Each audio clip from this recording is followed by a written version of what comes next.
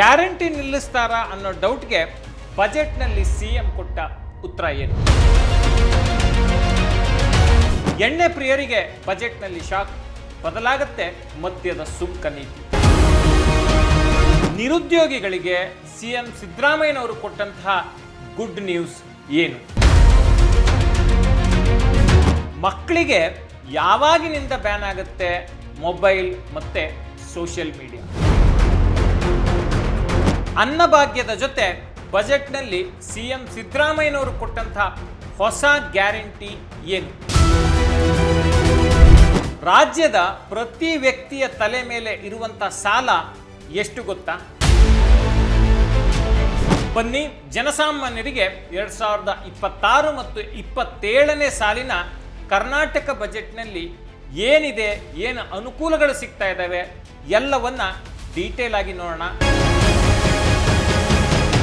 ಎಲ್ಲದಕ್ಕಿಂತ ಮುಖ್ಯವಾಗಿ ಗ್ಯಾರಂಟಿ ಸ್ಕೀಮ್ಗಳ ಕತೆ ಏನಾಗಿದೆ, ಎಲ್ಲ ಗ್ಯಾರಂಟಿ ಸ್ಕೀಮ್ಗಳು ಇರ್ತಾವ ಅನ್ನೋದ್ರ ಬಗ್ಗೆ ಕೂಡ ಈ ವಿಡಿಯೋದಲ್ಲಿ ನಾವು ಮಾತಾಡಿದ್ದೀವಿ. ದಯವಿಟ್ಟು ಎಂಡ್ ಟು ಎಂಡ್ ವಿಡಿಯೋವನ್ನು ನೋಡಿ, ಯಾಕೆಂದ್ರೆ ಅರ್ಧಂಬರ್ಧ ಮಾಹಿತಿ ಯಾವತ್ತೂ ಅಪಾಯಕಾರಿ. ಹಾಯ್ ಹಲೋ ನಮಸ್ಕಾರ, ನಾನು ಶೇಷಕೃಷ್ಣ ಭಟ್. 2026-27ನೇ ಸಾಲಿನ ಕರ್ನಾಟಕ ರಾಜ್ಯ ಬಜೆಟ್ ಮಂಡನೆಯಾಗಿದೆ. ಹಾಗಿದ್ರೆ ಈ ಬಾರಿಯ ಬಜೆಟ್ನಲ್ಲಿ ಜನಸಾಮಾನ್ಯರಿಗೆ ಸಿಕ್ಕಿದ್ದೇನು, ಇದರ ಬಗ್ಗೆ ಇನ್ ಡೀಟೇಲ್ ಆಗಿ ಈ ವಿಡಿಯೋದಲ್ಲಿ ಮಾತಾಡ್ತೀವಿ. ಎಸ್, ಇದನ್ನ ತಿಳಿಸ್ಕೊಡೋದಕ್ಕೆ ನಮ್ಮ ಜೊತೆಗೆ ಶರತ್ MS ಅವರಿದ್ದಾರೆ. ಇವರು ಸೀನಿಯರ್ ಜರ್ನಲಿಸ್ಟ್, ವೈಯಕ್ತಿಕ ಹಣಕಾಸು ಬರಹಗಾರರು, ಹಾಗೆಯೇ ಬಾಸ್ವಾಲ ಸಂಸ್ಥೆಯ ಕಂಟೆಂಟ್ ವಿಭಾಗದ ಮುಖ್ಯಸ್ಥರು. ಮತ್ತೆ ಆಗ್ತಾಡ ಅವರನ್ನ ವೆಲ್ಕಮ್ ಮಾಡೋಣ, ಅವ್ರ ಜೊತೆಗೆ ಬಜೆಟ್ಗೆ ಸಂಬಂಧಪಟ್ಟಂಗೆ ಮಾತಾಡ್ತಾ ಹೋಗೋಣ. ಶರತ್ ಅವರು ನಮಸ್ತೆ, ವೆಲ್ಕಮ್ ಟು ದಿ ಶೋ. ನಮಸ್ತೆ ಶೇಷ.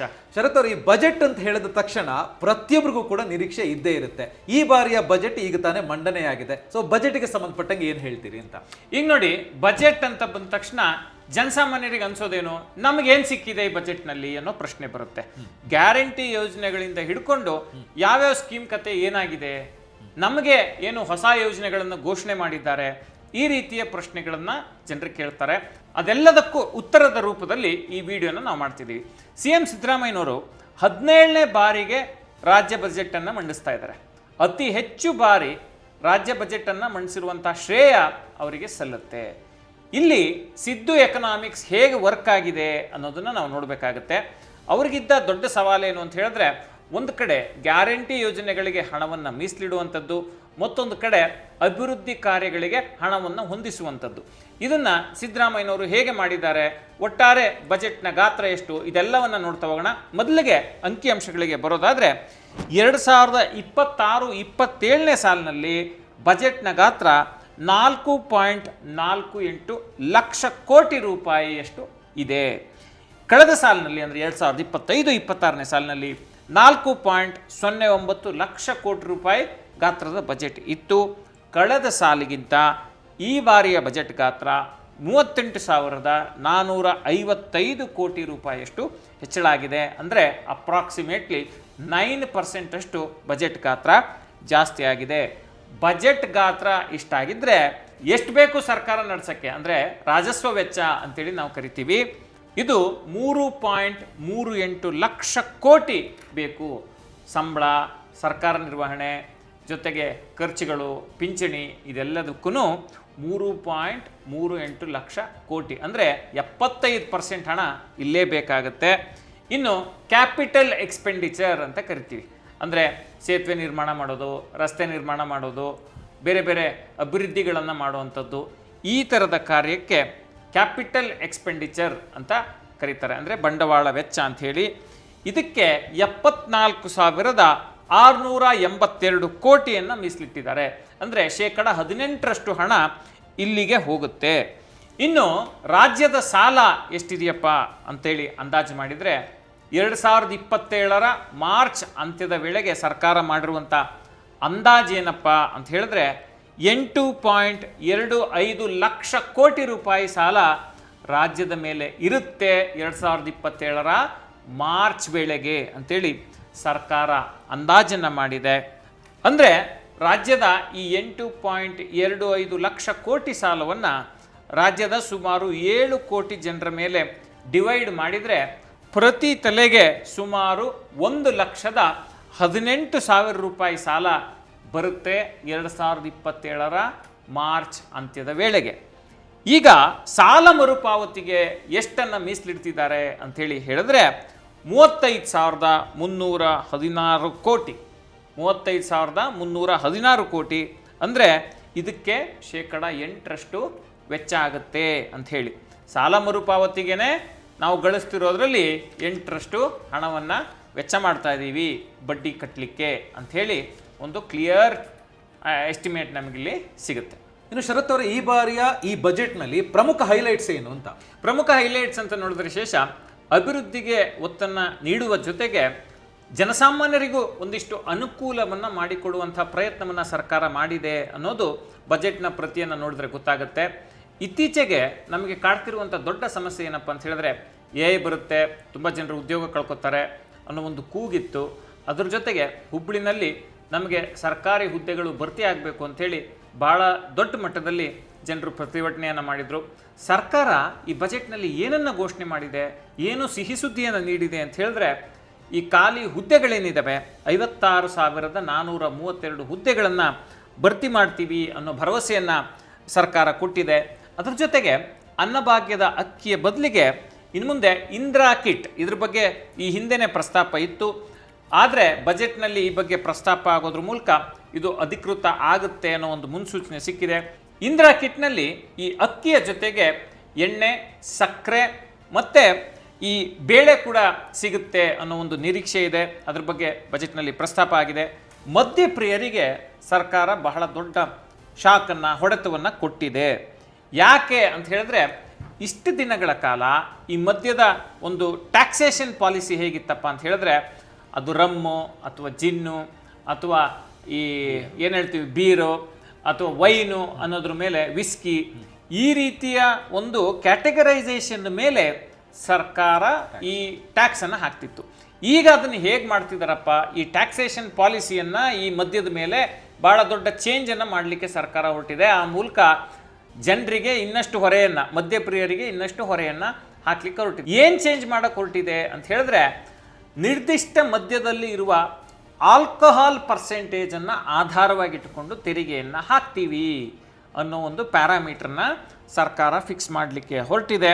2026-27ನೇ ಸಾಲಿನ ಅಬಕಾರಿ ಸುಂಕದ ಮೂಲಕ 45,000 ಕೋಟಿಯನ್ನು ಸಂಗ್ರಹ ಮಾಡ್ತೀವಿ ಅನ್ನೋ ಗುರಿಯನ್ನು ಸರ್ಕಾರ ಇಟ್ಕೊಂಡಿದೆ. ಅಂದರೆ ಪರೋಕ್ಷವಾಗಿ ಮದ್ಯದ ದರಗಳು ಇನ್ನಷ್ಟು ತುಟ್ಟಿಯಾಗುತ್ತೆ ಅನ್ನೋ ಒಂದು ಸ್ಪಷ್ಟ ಸಂದೇಶ ಬಜೆಟ್ನಲ್ಲಿ ಸಿಕ್ಕಂತೆ ಕಾಣಿಸ್ತಿದೆ.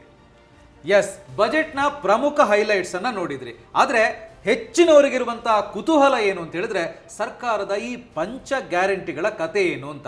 ಹಾಗಿದ್ರೆ ಸರ್ಕಾರ ಈ 5 ಗ್ಯಾರಂಟಿಗಳಲ್ಲಿ ಯಾವ್ಯಾವುದಕ್ಕೆ ಎಷ್ಟು ಹಣವನ್ನು ಮೀಸಲಿಟ್ಟಿದೆ, ಯಾವ ಗ್ಯಾರಂಟಿಯನ್ನ ಬಂದ್ ಮಾಡುವಂತ ಮುನ್ಸೂಚನೆ ಸಿಗ್ತಾ ಇದೆ, ಅದೆಲ್ಲದ್ರ ಬಗ್ಗೆ ಮಾತಾಡೋಣ. ಆದರೆ ಅದಕ್ಕಿಂತ ಮುಂಚೆ ನಿಮ್ಮ ಆರೋಗ್ಯಕ್ಕೆ ಸರ್ಕಾರ ಏನು ಗ್ಯಾರಂಟಿ ಕೊಟ್ಟಿದೆ ಅದರ ಬಗ್ಗೆ ನಾವು ಮೊದಲನೇದಾಗಿ ತಿಳ್ಕೊಳ್ಬೇಕಾಗುತ್ತೆ. ಶರತ್ ಅವರೇ, ಹೈಲೈಟ್ಸ್ ಅನ್ನ ನೋಡಾಯ್ತು, ಗ್ಯಾರಂಟಿ ಬಗ್ಗೆ ನಾವು ಮುಂದೆ ಮಾತಾಡ್ತೀವಿ. ಅದಕ್ಕಿಂತ ಮುಂಚೆ ಆರೋಗ್ಯದ ಗ್ಯಾರಂಟಿ ಬಗ್ಗೆ ಏನು ಹೇಳ್ತಾ ಇದೆ ಸರ್ಕಾರ? ಈಗ ಆರೋಗ್ಯದ ಗ್ಯಾರಂಟಿ ಏನು ಅಂತ ಹೇಳಿದ್ರೆ ಬಹುದಿನಗಳ ಕೂಗಿತ್ತು ಕಾರವಾರದಲ್ಲಿ ಒಂದು ಆಸ್ಪತ್ರೆ ಬೇಕು ಅಂತ ಹೇಳಿ. ಕಾರವಾರ ಮತ್ತು ಯಾದಗಿರಿಯಲ್ಲಿ ತಲಾ 100 ಕೋಟಿ ವೆಚ್ಚದಲ್ಲಿ ಸೂಪರ್ ಸ್ಪೆಷಾಲಿಟಿ ಆಸ್ಪತ್ರೆಯನ್ನು ನಿರ್ಮಾಣ ಮಾಡ್ತೀವಿ ಅಂತೇಳಿ ಸರ್ಕಾರ ಹೇಳಿದೆ. ಅಷ್ಟೇ ಅಲ್ಲ, ಬೆಂಗಳೂರಿನ ವಾಣಿವಿಲಾಸ ಆಸ್ಪತ್ರೆ ಮತ್ತು ಕಲಬುರಗಿಯ ಗುಲ್ಬರ್ಗಾ ವೈದ್ಯಕೀಯ ವಿಜ್ಞಾನ ಸಂಸ್ಥೆಯಲ್ಲಿ IVF ಕೇಂದ್ರಗಳನ್ನು ಸ್ಥಾಪಿಸಲು 1 ಕೋಟಿ ರೂಪಾಯಿಯನ್ನು ಒಂದು ಮೀಸಲಿಟ್ಟಿದೆ. ಮೈಸೂರಿನ ಜಯದೇವ ಹೃದ್ರೋಗ ಸಂಸ್ಥೆ, ಜಯದೇವ ಆಸ್ಪತ್ರೆಯನ್ನು ಮೇಲ್ದರ್ಜೆಗೆ ಏರಿಸ್ತೀವಿ ಅನ್ನೋ ಒಂದು ಮಾತನ್ನು ಸರ್ಕಾರ ಹೇಳಿದೆ ಬಜೆಟ್ನಲ್ಲಿ. 18 ವರ್ಷದ ಒಳಗಿನ ಟೈಪ್ 1 ಮಧುಮೇಹಿ ಮಕ್ಕಳ ಆರೋಗ್ಯ ಸುಧಾರಣೆಗೆ ಉಚಿತ ಇನ್ಸುಲಿನ್ ಪೆನ್ನನ್ನು ವಿತರಣೆ ಮಾಡ್ತೀವಿ. 18 ವರ್ಷದ ಒಳಗಿನ ಮಕ್ಕಳಿಗೆ ಏನಾದರೂ ಡಯಾಬಿಟೀಸ್ ಇದ್ದು ಇನ್ಸುಲಿನ್ ಆಗತ್ತೆ ಇದ್ದರೆ ಅದನ್ನು ಉಚಿತವಾಗಿ ನೀಡ್ತೀವಿ ಅನ್ನೋ ಗ್ಯಾರಂಟಿಯನ್ನು ಸರ್ಕಾರ ಕೊಡ್ತಿದೆ. ನೋಡಿ, ಸರ್ಕಾರ ಆರೋಗ್ಯ ಕ್ಷೇತ್ರಕ್ಕೆ ಇಷ್ಟೆಲ್ಲ ಗ್ಯಾರಂಟಿಯನ್ನು ಕೊಟ್ಟಿದೆ. ಆದರೆ ನಿಮ್ಮ ಆರೋಗ್ಯಕ್ಕೆ ನೀವೇ ಗ್ಯಾರಂಟಿಯನ್ನು ಕೊಟ್ಕೋಬೇಕು. ಯಾಕೆ ಅಂತೇಳಿ ಕೇಳ್ಬೋದು. ನೋಡಿ, ಅನಾರೋಗ್ಯ ಯಾರಿಗೆ ಯಾವಾಗ ಬೇಕಿದ್ರೂ ಬರ್ಬೋದು, ಅದು ಹೇಳಿ ಕೇಳಿ ಬರಲ್ಲ. ಈ ಅನಾರೋಗ್ಯ ಆದಾಗ ಈ ಹೆಲ್ತ್ ಇನ್ಶೂರೆನ್ಸನ್ನು ಇಟ್ಕೊಳ್ಳೋದು ತುಂಬ ಮುಖ್ಯ. ಹೆಲ್ತ್ ಇನ್ಶೂರೆನ್ಸ್ ಇದ್ದರೆ ಏನು? ಹೆಲ್ತ್ ಇನ್ಶೂರೆನ್ಸ್ ಇದ್ದಾಗ ನೀವು ಅನಾರೋಗ್ಯ ಆದರೆ ಆಸ್ಪತ್ರೆಗೆ ಹೋಗ್ಬೋದು, ದಾಖಲಾಗ್ಬೋದು. ನಿಮ್ಮ ಜೇಬಿಂದ ಖರ್ಚು ಮಾಡದೆ ಇನ್ಶೂರೆನ್ಸ್ ಕಾರ್ಡನ್ನು ತೋರಿಸಿ ನೀವು ಚಿಕಿತ್ಸೆಯನ್ನು ಪಡ್ಕೊಂಡು ಬರ್ಬೋದು. ಒಂದು ವೇಳೆ ನಿಮ್ಮ ಹತ್ರ ಹೆಲ್ತ್ ಇನ್ಶೂರೆನ್ಸ್ ಇಲ್ಲ ಅಂತ ಹೇಳಿದ್ರೆ ನೀವು ಪರಿಶ್ರಮದಿಂದ ಉಳಿಸಿ FD ಇಟ್ಟಿರ್ತೀರಿ, ಮ್ಯೂಚುವಲ್ ಫಂಡ್ ಇಟ್ಟಿರ್ತೀರಿ, ಅದನ್ನು ಬಿಡಿಸ್ಕೊಂಡು ಬಂದು ಆಸ್ಪತ್ರೆಗೆ ಕಟ್ಟಬೇಕಾಗಿ ಬರುತ್ತೆ. ಮತ್ತೆ ನೀವು ಕಷ್ಟಪಟ್ಟು ದುಡಿದ ಹಣ ಆಸ್ಪತ್ರೆಗೆ ಹೋಗುತ್ತೆ. ಇವತ್ತಿನ ಪರಿಸ್ಥಿತಿಯಲ್ಲಿ ನೋಡಿ, BP, ಸಕ್ಕರೆ ಕಾಯಿಲೆ, thyroid, kidney issues, heart issues, ವಯೋಸಹಜವಾಗಿ ಸುಮಾರು ಸಮಸ್ಯೆಗಳು ಬರ್ತವೆ. ಇವಕ್ಕೆ ನಾವು ಸಜ್ಜಾಗಲಿಲ್ಲ ಅಂತ ಹೇಳಿದ್ರೆ ನಮ್ಮ ಪರಿಶ್ರಮದ ಹಣ ಆಸ್ಪತ್ರೆ ಪಾಲಾಗುತ್ತೆ. ದುಡ್ಡನ್ನೆಲ್ಲ ಆಸ್ಪತ್ರೆಗೆ ಕಟ್ಟೋ ಬದಲು ದುಡ್ದಿದ್ದ ದುಡ್ಡಲ್ಲಿ ಸ್ವಲ್ಪ ಹಣವನ್ನು ಇನ್ಶೂರೆನ್ಸ್ ಪ್ರೀಮಿಯಂಗೆ ಕಟ್ಟಿದರೆ ನಿಮಗೆ ಹೆಲ್ತ್ ಇನ್ಶೂರೆನ್ಸ್ ಆಪತ್ಕಾಲದ ಆಪ್ತಮಿತ್ರನಂತೆ ಕೆಲಸ ಮಾಡುತ್ತೆ. ಬರೀ ಹೆಲ್ತ್ ಇನ್ಶೂರೆನ್ಸ್ ಇದ್ದರೆ ಸಾಕಾಗಲ್ಲ, ಟರ್ಮ್ ಇನ್ಶೂರೆನ್ಸ್ ಕೂಡ ತುಂಬ ಮುಖ್ಯ. ಕುಟುಂಬಕ್ಕೆ ಒಂದು ಸುರಕ್ಷತೆಯನ್ನು ಕೊಡಬೇಕು ಅಂತ ಹೇಳಿದ್ರೆ ಟರ್ಮ್ ಇನ್ಶೂರೆನ್ಸ್ ಬಹಳ ಪ್ರಮುಖವಾದ ಪಾತ್ರವನ್ನು ವಹಿಸುತ್ತೆ. ಯಾಕೆ ಅಂತ ಹೇಳಿದ್ರೆ ಮನೆ ಯಜಮಾನ ಅಥವಾ ಯಜಮಾನಿ ದುಡಿತಿರ್ತಾರೆ, ಅವರ ಜೀವಕ್ಕೆ ತೊಂದರೆ ಆದರೆ ಆ ಕುಟುಂಬಕ್ಕೆ ಹಣಕಾಸಿನ ಭದ್ರತೆ ಒದಗಿಸೋರು ಯಾರು, ಅವ್ರು ಮಾಡಿರೋ ಸಾಲ ತೀರಿಸೋರು ಯಾರು, ಅವರ ಮಕ್ಕಳನ್ನು ಓದಿಸೋರು ಯಾರು, ಇದೆಲ್ಲದಕ್ಕೂ ಉತ್ತರ ಏನಪ್ಪ ಅಂತ ಹೇಳಿದ್ರೆ ಟರ್ಮ್ ಇನ್ಶೂರೆನ್ಸನ್ನು ತೆಗೆದುಕೊಳ್ಳುವಂಥದ್ದು. ಈ ಟರ್ಮ್ ಇನ್ಶೂರೆನ್ಸ್ ಅಂದರೆ ಏನು? 50 ಲಕ್ಷ, 1 ಕೋಟಿ, 1.5 ಕೋಟಿ, 2 ಕೋಟಿ, ನಿಮ್ಮ ಆದಾಯಕ್ಕೆ ತಕ್ಕಂತೆ ನೀವು ಒಂದು ಕವರೇಜನ್ನು ಇನ್ಶೂರೆನ್ಸ್ ಕಂಪ್ನಿಯಿಂದ ಪಡ್ಕೋತೀರಿ. ನಿಮಗೆ ಏನಾದರೂ ಸಮಸ್ಯೆ ಆದರೆ, ನಿಮ್ಮ ಜೀವಕ್ಕೆ ತೊಂದರೆ ಆದರೆ ಆ ಕವರೇಜ್ ಮೊತ್ತವನ್ನು ಇನ್ಶೂರೆನ್ಸ್ ಕಂಪನಿ ನಿಮ್ಮ ಕುಟುಂಬಕ್ಕೆ ಕೊಡುತ್ತೆ. ಆ ಹಣದಿಂದ ನಿಮ್ಮ ಕುಟುಂಬ ನಿಮ್ಮ ಅನುಪಸ್ಥಿತಿಯಲ್ಲೂ ನೆಮ್ಮದಿಯಾಗಿ, ಆರ್ಥಿಕವಾಗಿ ನೆಮ್ಮದಿಯಾಗಿ ಜೀವನವನ್ನು ನಡೆಸಲಿಕ್ಕೆ ಸಾಧ್ಯ ಆಗುತ್ತೆ. ನೋಡಿ, ಈ ಹೆಲ್ತ್ ಇನ್ಶೂರೆನ್ಸ್ ಆಗಲಿ ಅಥವಾ ಟರ್ಮ್ ಇನ್ಶೂರೆನ್ಸ್ ಆಗಲಿ, ನೀವು ಎಷ್ಟು ಬೇಗ ಖರೀದಿ ಮಾಡ್ತೀರಿ ಅಷ್ಟು ಪ್ರೀಮಿಯಂ ಕಡಿಮೆ ಇರುತ್ತೆ, ತಡ ಆದಷ್ಟು ಪ್ರೀಮಿಯಂ ಮೊತ್ತ ಜಾಸ್ತಿ ಆಗ್ತಾ ಹೋಗುತ್ತೆ. ಹೆಲ್ತ್ ಇನ್ಶೂರೆನ್ಸ್ ಪ್ರೀಮಿಯಂ ಮತ್ತು ಟರ್ಮ್ ಇನ್ಶೂರೆನ್ಸ್ ಪ್ರೀಮಿಯಮ್ಮು ತಿಂಗಳಿಗೆ 400ರಿಂದ 500 ರೂಪಾಯಿಂದ ಕೂಡ ಶುರು ಆಗುತ್ತೆ. ನೀವು ಎಷ್ಟು ಕವರೇಜ್ ಪಡ್ಕೋತೀರಿ ಅನ್ನೋದ್ರ ಮೇಲೆ ಈ ಪ್ರೀಮಿಯಂ ಮೊತ್ತ ಕೂಡ ಬದಲಾಗುತ್ತೆ. ಕೆಲವು ಲಕ್ಷಗಳಿಂದ ಹಿಡಿದು ಕೋಟಿಗಳವರೆಗೆ ಕವರೇಜನ್ನು ಪಡೀಲಿಕ್ಕೆ ಸಾಧ್ಯ ಇದೆ. ಈಗ ವಿಶೇಷ ಏನಪ್ಪ ಅಂತ ಹೇಳಿದ್ರೆ, ಹೆಲ್ತ್ ಇನ್ಶೂರೆನ್ಸ್ ಮತ್ತು ಟರ್ಮ್ ಇನ್ಶೂರೆನ್ಸ್ ತುಂಬ ಇಂಪಾರ್ಟೆಂಟ್ ಅಂತ ಹೇಳಿ ಸರ್ಕಾರ GSTಯನ್ನು ಕೂಡ ತೆಗೆದು ಹಾಕಿದೆ. ಅಂದರೆ ನೆನ್ಪಿಟ್ಕೊಳ್ಳಿ ಎಷ್ಟು ಆದ್ಯತೆಯ ವಿಚಾರ ಇದು ಅಂಥೇಳಿ ಸರ್ಕಾರ ಕೂಡ GSTಯನ್ನು ತೆಗೆದಿರೋದ್ರಿಂದ ಆದಷ್ಟು ಬೇಗ ಹೆಲ್ತ್ ಇನ್ಶೂರೆನ್ಸನ್ನು ತಗೊಳ್ಳಿ, ನಿಮ್ಮ ಕುಟುಂಬಕ್ಕೆ ರಕ್ಷಣೆಯನ್ನು ಕೊಡಿ. ಅಷ್ಟೇ ಅಲ್ಲ, ಟರ್ಮ್ ಇನ್ಶೂರೆನ್ಸನ್ನು ತಗೊಳ್ಳಿ, ನಿಮ್ಮ ಕುಟುಂಬಕ್ಕೆ ಆರ್ಥಿಕ ಭದ್ರತೆಯನ್ನು ಒದಗಿಸಿ. ಈ ಡಿಸ್ಕ್ರಿಪ್ಷನಲ್ಲಿ ನಾವೊಂದು ಲಿಂಕನ್ನು ಕೊಟ್ಟಿದ್ದೀವಿ. ಆ ಲಿಂಕನ್ನು ಬಳಸಿ ನೀವು ಬೇರೆ ಬೇರೆ ಕಂಪನಿಗಳ ಇನ್ಶೂರೆನ್ಸ್ ಪ್ರಾಡಕ್ಟ್ಗಳನ್ನು ಕಂಪೇರ್ ಮಾಡಿ ನಿಮಗೆ ಯಾವುದು ಸೂಕ್ತ ಅದನ್ನು ಖರೀದಿ ಮಾಡ್ಬೋದು. ನೀವು ಲಿಂಕ್ ಬಳಸ್ಕೊಂಡು ಆನ್ಲೈನ್ನಲ್ಲಿ ಇನ್ಶೂರೆನ್ಸನ್ನು ಖರೀದಿ ಮಾಡಿದ್ರೆ 15ರಿಂದ 25% ಡಿಸ್ಕೌಂಟ್ ಕೂಡ ಸಿಗುತ್ತೆ. ಯಾಕೆ ತಡ ಮಾಡ್ತೀರಿ? ಆದಷ್ಟು ಬೇಗ ಇನ್ಶೂರೆನ್ಸನ್ನು ಮಾಡಿಸ್ಕೊಳ್ಳಿ. ನಿಮ್ಮ ರಕ್ಷಣೆ ಮತ್ತು ನಿಮ್ಮ ಕುಟುಂಬದ ರಕ್ಷಣೆಗೆ ಇದು ಅಗತ್ಯ ಅಷ್ಟೇ ಅಲ್ಲ, ಅನಿವಾರ್ಯ ಕೂಡ ಹೌದು. ಎಸ್, ನಮ್ಮ ಹಾಗೂ ನಮ್ಮ ಫ್ಯಾಮಿಲಿ ಆರೋಗ್ಯಕ್ಕೆ ನಾವೆಷ್ಟು ಒತ್ತು ಕೊಡಬೇಕು ಅಂತ ಹೇಳುವಂಥದ್ದನ್ನು ತಿಳಿಸ್ಕೊಟ್ರಿ. ಇನ್ನು ನೆಕ್ಸ್ಟ್ ತುಂಬಾ ಇಂಪಾರ್ಟೆಂಟ್, ಪ್ರತಿಯೊಬ್ಬರಿಗೂ ಕೂಡ ಕ್ಯೂರಿಯಾಸಿಟಿ ಇರೋದು, ಸರ್ಕಾರದ ಈ ಪಂಚ ಗ್ಯಾರಂಟಿಯ ಕಥೆ ಏನು ಅಂತ. ಸೊ ಅದನ್ನು ಹೇಳ್ಬೋದಾ? ಬಜೆಟ್ನಲ್ಲಿ ಪಂಚ ಗ್ಯಾರಂಟಿಗಳಿಗೆ ಎಷ್ಟು ಹಣ ಇಟ್ಟಿದ್ದಾರೆ ಅಥವಾ ಯಾವ ಗ್ಯಾರಂಟಿಗಾರು ಹಣ ಇಟ್ಟಿಲ್ವಾ ಅನ್ನೋ ಒಂದು ಪ್ರಶ್ನೆ ಜನರಿಗೆ ಇದ್ದೇ ಇರುತ್ತೆ. ಈಗ ನೋಡಿ, ಸರ್ಕಾರದ ಪಂಚ ಗ್ಯಾರಂಟಿಗಳಿಗೆ ಎಷ್ಟೆಷ್ಟು ಹಣವನ್ನು ಹಿಂದಿನ ಬಜೆಟ್ನಲ್ಲಿ ಮೀಸಲಿಟ್ಟಿದ್ರು, ಈ ಬಜೆಟ್ನಲ್ಲಿ ಎಷ್ಟು ಹಂಚಿಕೆಯನ್ನು ಮಾಡಿದ್ದಾರೆ ಅನ್ನೋ ಒಂದು ಡೇಟಾವನ್ನು ನಾನು ಹೇಳ್ತಾ ಹೋಗ್ತೀನಿ. ಗೃಹಲಕ್ಷ್ಮಿ ಯೋಜನೆಗೆ 28,608 ಕೋಟಿಯನ್ನು ಕಳೆದ ಸಾಲಿನ ಬಜೆಟ್ನಲ್ಲಿ ಹಂಚಿಕೆ ಮಾಡಿದರು. ಈ ಸಲದ ಬಜೆಟ್ನಲ್ಲಿ 30,000 ಕೋಟಿಯನ್ನು ಹಂಚಿಕೆ ಮಾಡಿದ್ದಾರೆ. ಗೃಹಜ್ಯೋತಿ ಯೋಜನೆಗೆ ಅಂದರೆ ಉಚಿತ ವಿದ್ಯುತ್ ಯೋಜನೆಗೆ 10,100 ಕೋಟಿಯನ್ನು ಮೀಸಲಿಟ್ಟಿದ್ರು. ಈ ಬಾರಿ 10,278 ಕೋಟಿಯನ್ನು ಮೀಸಲಿಟ್ಟಿದ್ದಾರೆ. ಯಾಕೆ ಅಂತ ಹೇಳಿದ್ರೆ, ಈಗ ಆಲ್ರೆಡಿ ವಿದ್ಯುತ್ ದರ ಸರ್ಕಾರ ಜಾಸ್ತಿ ಮಾಡ್ತಿದೆ, KERC. ಮತ್ತು ಶಕ್ತಿ ಯೋಜನೆ ಅಂದರೆ ಉಚಿತವಾಗಿ ಬಸ್ನಲ್ಲಿ ಪ್ರಯಾಣ ಮಾಡುವಂಥ ಯೋಜನೆಗೆ 5,300 ಕೋಟಿಯನ್ನು ಕಳೆದ ಸಾಲಿನಲ್ಲಿ ಇಟ್ಟಿದ್ರು. ಈ ಸಾಲಿನಲ್ಲೂ ಅಷ್ಟೇ ಹಣವನ್ನು ಇಟ್ಟಿದ್ದಾರೆ. ಅನ್ನಭಾಗ್ಯ ಯೋಜನೆಗೆ 6,400 ಕೋಟಿಯನ್ನು ಕಳೆದ ಸಾಲಿನ ಬಜೆಟ್ನಲ್ಲಿ ಇಟ್ಟಿದ್ರು. ಈ ಸಲ 6,200 ಕೋಟಿಯನ್ನು ಇಟ್ಟಿದ್ದಾರೆ. 200 ಕೋಟಿಯನ್ನು ಕಡಿಮೆ ಮಾಡಿದ್ದಾರೆ. ಮತ್ತು ಯುವ ನಿಧಿಗೆ ಕಳೆದ ಸಾಲಿನ ಬಜೆಟ್ನಲ್ಲಿ 600 ಕೋಟಿ ನಿಧಿಯನ್ನು ಮೀಸಲಿಟ್ಟಿದ್ರು. ಈ ಸಲ ಬಜೆಟ್ನಲ್ಲಿ ಯುವ ನಿಧಿಯ ಬಗ್ಗೆ ಪ್ರಸ್ತಾಪ ಇಲ್ಲ. ಅಂದರೆ ಪ್ರಸ್ತಾಪ ಇಲ್ಲ ಅಂತ ಹೇಳಿದ ಕೂಡಲೇ ಅದು ಇಲ್ವಾ ಯೋಜನೆ ಇದೆಯಾ ಅನ್ನೋ ಪ್ರಶ್ನೆ ಬಂದೇ ಬರುತ್ತೆ. ಯಾಕೆಂತ ಹೇಳಿದ್ರೆ ಎಲ್ಲ ಗ್ಯಾರಂಟಿಗಳ ಯೋಜನೆಗಳಿಗೂ ಹಣವನ್ನು ಪ್ರಸ್ತಾಪಿಸಿ ಇದೊಂದು ಯೋಜನೆಗೆ ಪ್ರಸ್ತಾಪಿಸದೇ ಇರೋದ್ರಿಂದ ಸರ್ಕಾರ ಇದ್ರ ಬಗ್ಗೆ ಸ್ಪಷ್ಟತೆಯನ್ನು ಕೊಡಬೇಕಾಗತ್ತೆ. ಒಂದು ವೇಳೆ ಏನಾದ್ರು ಬೇರೆ ಅಲೋಕೇಶನ್ ಮಾಡ್ತಾರಾ ಅಂಥೇಳಿ ನಾವು ಸರ್ಕಾರ ಸ್ಪಷ್ಟಪಡಿಸ್ಬೇಕಾಗತ್ತೆ. ಈ ಪ್ರಸ್ತುತ ಇಲ್ಲಿ ಬಜೆಟ್ ಕಾಪಿಯನ್ನು ನೋಡಿದಾಗ ಯುವ ನಿಧಿಯ ಗ್ಯಾರಂಟಿ ಇರುತ್ತಾ ಇರಲ್ವಾ ಅನ್ನೋ ಒಂದು ಕ್ವಶನ್ ಮಾರ್ಕ್ ಬರುತ್ತೆ. ಯಾಕೆ ಅಂತ ಹೇಳಿದ್ರೆ ಇದಕ್ಕೆ ಬಜೆಟ್ನ ದಾಖಲೆಗಳ ಪ್ರಕಾರ ಯಾವುದೇ ಹಣವನ್ನು ಸರ್ಕಾರ ಮೀಸಲಿಟ್ಟಿಲ್ಲ. ಎಸ್, ಬಜೆಟ್ನಲ್ಲಿ ಪ್ರಸ್ತಾಪಿಸಿದಂತೆ ಈ ಪಂಚ ಗ್ಯಾರಂಟಿಯಲ್ಲಿ ಯುವ ನಿಧಿ ಬಗ್ಗೆ ಬಹುಶಃ ಮುಂದಿನ ದಿನಗಳಲ್ಲಿ ಸರ್ಕಾರ ಹೇಳ್ಬೋದೇನೋ, ಕಾದು ನೋಡೋಣ. ಇನ್ನು ನೆಕ್ಸ್ಟ್ ತುಂಬಾ ಇಂಪಾರ್ಟೆಂಟ್, ಯಾವ ಯಾವ ಸೆಕ್ಟರ್ಗೆ ಅಂದ್ರೆ ಒಟ್ಟಾರೆ ಹಂಚಿಕೆ ಯಾವ ರೀತಿ ಇದೆ ಅಂತ ಈ ಸಲ. ಈಗ ನೋಡಿ, ಶಿಕ್ಷಣ ಕ್ಷೇತ್ರಕ್ಕೆ 47,224 ಕೋಟಿ ಅಂದ್ರೆ ಒಟ್ಟಾರೆ ಹಂಚಿಕೆಯ 10% ಹಣವನ್ನ ಶಿಕ್ಷಣ ಕ್ಷೇತ್ರಕ್ಕೆ ಸರ್ಕಾರ ಮೀಸಲಿಟ್ಟಿದೆ. ಮಹಿಳಾ ಮತ್ತು ಮಕ್ಕಳ ಕಲ್ಯಾಣ ಇಲಾಖೆಗೆ 34,929 ಕೋಟಿ ಅಂದರೆ 7% ಒಟ್ಟಾರೆ ಹಂಚಿಕೆಯಲ್ಲಿ 7% ಇದಕ್ಕೆ ಹಂಚಿಕೆ ಮಾಡಿದೆ. ಇಂಧನ ಇಲಾಖೆಗೆ 29,947 ಕೋಟಿ ಅಂದರೆ 4%. ಗ್ರಾಮೀಣಾಭಿವೃದ್ಧಿ ಮತ್ತು ಪಂಚಾಯತ್ ರಾಜ್ ಇಲಾಖೆಗೆ 26,559 ಕೋಟಿ ಅಂದರೆ 6%. ನೀರಾವರಿ ಇಲಾಖೆಗೆ 22,436 ಕೋಟಿ ಅಂದರೆ 5%. ನಗರಾಭಿವೃದ್ಧಿ ಮತ್ತು ವಸತಿ ಇಲಾಖೆಗೆ 22,503 ಕೋಟಿ ಅಂದರೆ 5%. ಇಲ್ಲೂ ಕೂಡ ಒಳಾಡಳಿತ ಮತ್ತು ಸಾರಿಗೆ ವಲಯಕ್ಕೆ 23,100 ಕೋಟಿ 5%. ಆರೋಗ್ಯ ಮತ್ತು ಕುಟುಂಬ ಕಲ್ಯಾಣ ಇಲಾಖೆಗೆ 17,817 ಕೋಟಿ ಅಂದರೆ 4%. ಕಂದಾಯ ಇಲಾಖೆಗೆ 19,843 ಕೋಟಿ 4%. ಸಮಾಜ ಕಲ್ಯಾಣ ಇಲಾಖೆಗೆ 18,612 ಕೋಟಿ 4% ಹಂಚಿಕೆ ಇದಕ್ಕೂ ಕೂಡ. PWD ಡಿಪಾರ್ಟ್ಮೆಂಟ್ಗೆ 11,424 ಕೋಟಿ ಅಂದರೆ 2%. ಆಹಾರ ಮತ್ತು ನಾಗರಿಕ ಸರಬರಾಜು ಇಲಾಖೆಗೆ 7,942 ಕೋಟಿ ಅಂದರೆ 2%. ಕೃಷಿ ಮತ್ತು ತೋಟಗಾರಿಕೆ ಇಲಾಖೆಗೆ ಬರೀ 2% ಅಂದರೆ 8,373 ಕೋಟಿ. ಪಶುಸಂಗೋಪನೆ ಮತ್ತು ಮೀನುಗಾರಿಕೆ ಇಲಾಖೆಗೆ 4,084 ಕೋಟಿ ಅಂದರೆ 1%. ಇನ್ನು ಉಳಿದ 37% ಇತರೆ ಉದ್ದೇಶಗಳಿಗೆ ಅಂದರೆ 1,72,757 ಕೋಟಿ ರೂಪಾಯಿ ಇತರೆ ಉದ್ದೇಶಗಳಿಗೆ ಸರ್ಕಾರ ಇಟ್ಕೊಂಡಿದೆ. ಅದನ್ನು ಫ್ಲೆಕ್ಸಿಬಲ್ ಆಗಿ ಯೂಸ್ ಮಾಡ್ಬೋದು ಅವರು. ಏನಕ್ಕೆ ಅನ್ನೋ ಉಲ್ಲೇಖ ಇಲ್ಲಿ ಇಲ್ಲ. ಇನ್ನು ಈ ಬಾರಿಯ ಬಜೆಟ್ನಲ್ಲಿ ಇನ್ನೊಂದು ದೊಡ್ಡ ಸೌಂಡ್ ಮಾಡಿದ್ದೇನು ಅಂತ ಹೇಳಿದ್ರೆ ರಾಜ್ಯದಲ್ಲಿ ಮೊಬೈಲ್ ನಿಷೇಧದ ಬಗ್ಗೆ, ಸೋಷಿಯಲ್ ಮೀಡಿಯಾ ರಿಸ್ಟ್ರಿಕ್ಷನ್ ಬಗ್ಗೆ. ಸೊ ಇದ್ರ ಬಗ್ಗೆ ಏನು ಹೇಳಿದೆ ಅಂತ ಈಗ ನೋಡಿ, ಮಕ್ಕಳಿಗೆ ಸಾಮಾಜಿಕ ಜಾಲತಾಣಗಳನ್ನು ನಿಷೇಧ ಮಾಡುವಂಥ ವಿಚಾರದ ಬಗ್ಗೆ ಬಜೆಟ್ನಲ್ಲಿ ಪ್ರಸ್ತಾಪ ಆಗಿದೆ.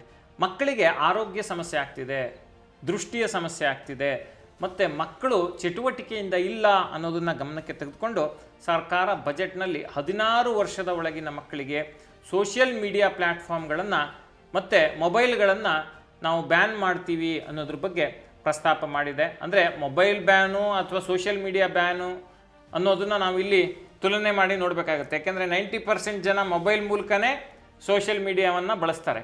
ಹಾಗಾಗಿ ಮಕ್ಕಳಿಗೆ ಒಂದು ರೀತಿ ಮೊಬೈಲ್ ಬ್ಯಾನು ಮತ್ತು ಸೋಷಿಯಲ್ ಮೀಡಿಯಾ ಪ್ಲ್ಯಾಟ್ಫಾರ್ಮ್ಗಳ ಬ್ಯಾನು 16 ವರ್ಷದವರೆಗೆ ಅನ್ನೋ ಒಂದು ತೀರ್ಮಾನವನ್ನು ಸರ್ಕಾರ ತೆಗೆದುಕೊಂಡಿದೆ. ಇದು ಇಂಪ್ಲಿಮೆಂಟೇಷನ್ ಹೇಗಾಗುತ್ತೆ, ಯಾಕೆಂತ ಹೇಳಿದ್ರೆ ಕಂಟ್ರೋಲ್ ಏನು ಸರ್ಕಾರಕ್ಕೆ ಅನ್ನೋದ್ರ ಬಗ್ಗೆ ನಾವಿಲ್ಲಿ ಹೇಳೋದು ಕಷ್ಟ. ಅಂದರೆ ಪೋಷಕರಿಗೆ ಇದರಿಂದ ಏನಾದ್ರು ಅರಿವಾಗಿ ಅವರು ಅದನ್ನು ನಿಯಂತ್ರಿಸುವಂಥ ಪ್ರಯತ್ನ ಮಾಡ್ತಾರ ಅನ್ನೋದನ್ನು ಕಾದು ನೋಡಬೇಕಾಗುತ್ತೆ ಶೇಷ. ಇನ್ನು ಈ ಬಾರಿಯ ಬಜೆಟ್ ಅನ್ನ 11G ಆರ್ಥಿಕತೆ ಥೀಮ್ನಲ್ಲಿ ಮಾಡಿದ್ದಾರೆ. ಏನಿದು ಈ 11G ಆರ್ಥಿಕತೆ ಅಂತ ಹೇಳಿದ್ರೆ? ಈಗ ನೋಡಿ, 11G ಆರ್ಥಿಕತೆ ಅನ್ನೋ ಒಟ್ಟಾರೆ ಥೀಮ್ನಲ್ಲಿ ಬಜೆಟನ್ನು ಮಾಡಿದ್ದಾರೆ. ಗ್ಯಾರಂಟಿ ಎಕಾನಮಿ ಅಂದರೆ ಕಲ್ಯಾಣ ಮತ್ತು ಸಮಾನತೆ ಅನ್ನೋ ಒಂದು ಆದ್ಯತೆ. ಎರಡನೇದು ಗುಡ್ ಗವರ್ನೆನ್ಸ್ ಅಂದರೆ 2ನೇ G, ಜನಸ್ನೇಹಿ ಆಡಳಿತ. ಗುಡ್ ಪಬ್ಲಿಕ್ ಎಜುಕೇಷನ್, ಸರ್ವರಿಗೂ ಶಿಕ್ಷಣ. 4ನೇದು ಗುಡ್ ಹೆಲ್ತ್ ಟು ಆಲ್, ಸರ್ವರಿಗೂ ಸಮಗ್ರ ಆರೋಗ್ಯ ಅಂತೇಳಿ. ಗ್ರಾಸ್ ರೂಟ್ ಎಕಾನಮಿ ಅಂದರೆ ಕೃಷಿ ಮತ್ತು ಗ್ರಾಮೀಣಾಭಿವೃದ್ಧಿ. ನಂತರದಲ್ಲಿ ಗಿಗ್ ಎಕಾನಮಿ ಅಂದರೆ ಕಾರ್ಮಿಕರ ಕಲ್ಯಾಣ. ಜಿಯೋಗ್ರಫಿಕಲ್ ಈಕ್ವಾಲಿಟಿ, ಪ್ರಾದೇಶಿಕ ಅಸಮಾನತೆ ನಿವಾರಣೆಯನ್ನು ಮಾಡ್ತೀವಿ ಅನ್ನೋ ಪ್ರಸ್ತಾಪ ಮಾಡಿದ್ದಾರೆ. ಗ್ಲೋಬಲ್ ಟ್ರೇಡ್ ಎಕಾನಮಿ ಅಂದರೆ ಜಾಗತಿಕವಾಗಿ ಕರ್ನಾಟಕ ಮೈಲುಗಲ್ಲನ್ನು ಸಾಧಿಸಬೇಕು, ಕೈಗಾರಿಕೆ ಅಭಿವೃದ್ಧಿ ಆಗಬೇಕು ಅನ್ನೋ ಒಂದು ನೋಟವನ್ನು ಇಟ್ಕೊಂಡಿದ್ದಾರೆ. ಗ್ಲೋಬ್ ಟೂರಿಂಗ್ ಎಕಾನಮಿ ಅನ್ನೋ ಒಂದು ಪ್ರವಾಸೋದ್ಯಮದ ಆರ್ಥಿಕತೆ ಬಗ್ಗೆ ಪ್ರಸ್ತಾಪಿಸಿದ್ದಾರೆ.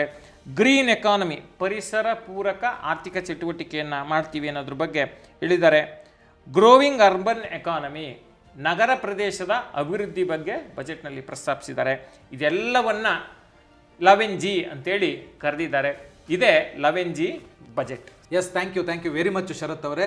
ಈ ಬಾರಿಯ 2026-27ನೇ ಸಾಲಿನ ಬಜೆಟ್ನ ಎಲ್ಲ ಪ್ರಮುಖ ಅಂಶಗಳನ್ನು ಜನರಿಗೆ ಅರ್ಥ ಆಗೋ ರೀತಿಯಲ್ಲಿ ತಿಳಿಸ್ಕೊಟ್ಟಿದ್ದೀರಿ. Thank you once again. Thank you Shesha. Yes ವೀಕ್ಷಕರೇ, ಈ ಬಾರಿಯ ಬಜೆಟ್ನ ಪ್ರಮುಖ ಹೈಲೈಟ್ಸ್ ಏನು, ಏನೇನು ನಿರ್ಧಾರಗಳನ್ನು ಸರ್ಕಾರ ತಗೊಂಡಿದೆ, ಗ್ಯಾರಂಟಿಗಳನ್ನು ಯಾವ ರೀತಿ ಕಂಟಿನ್ಯೂ ಮಾಡ್ತಾ ಇದ್ದಾರೆ, ಯಾವುದನ್ನು ನಿಲ್ಲಿಸುವಂತ ಮುನ್ಸೂಚನೆ ಸಿಕ್ಕಿದೆ, ಇದೆಲ್ಲದರ ಬಗ್ಗೆ ಇನ್ ಡೀಟೇಲ್ ಆಗಿ ಶರತ್ ಅವರು ತಿಳಿಸ್ಕೊಟ್ಟಿದ್ದಾರೆ. ಸೊ ಈ ಬಾರಿಯ ಬಜೆಟ್ನಲ್ಲಿ ನಿಮಗೆ ಏನು ಇಷ್ಟ ಆಯಿತು ಅನ್ನೋದನ್ನ ಕಾಮೆಂಟ್ ಮಾಡಿ ತಿಳಿಸಿ. ಈ ವಿಡಿಯೋ ನಿಮಗೆ ಇಷ್ಟ ಆಗಿದೆ ಅಂದರೆ ಲೈಕ್ ಮಾಡಿ, ಶೇರ್ ಮಾಡಿ, ಬಾಸ್ವಾಲಾ ಕನ್ನಡ ಚಾನಲನ್ನು ಸಬ್ಸ್ಕ್ರೈಬ್ ಮಾಡಿ. Bosswala. Be the boss.